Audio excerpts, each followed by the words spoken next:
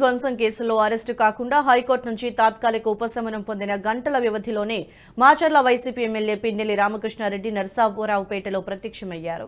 3 కేసుల్లో జూన్ 6 వరకు ఆయన్ను అరెస్టు చేయొద్దంటూ మంగళవారం మధ్యాహ్నం హైకోర్టు ఉత్తర్వులు ఇవ్వగా రాత్రి 9 గంటలకు ఆయన నరసారావుపేట చేరుకుని స్థానికంగా ఓ హోటల్లో బస చేశారు. రాత్రి 12 గంటల సమయంలో పల్నాడు జిల్లా ఎస్పీ మల్లికా గార్గ్ ఎదుట హాజరయ్యారు. కోర్టు విధించిన షరతులలో ప్రతిరోజు ఎస్పీ ఎదుట హాజరు కావాలన్నది ఒకటి. ఈవీఎం విధ్వంసం, హత్యాయత్నం, అల్లర్లు, దాడులు, బెదిరింపులు తదితర అభియోగాలతో నమోదైన కేసులో నిందితుడిగా ఉన్న పిన్నెల్లి రామకృష్ణారెడ్డి ఈ నెల 15న అజ్ఞాతంలోకి వెళ్లిపోయారు.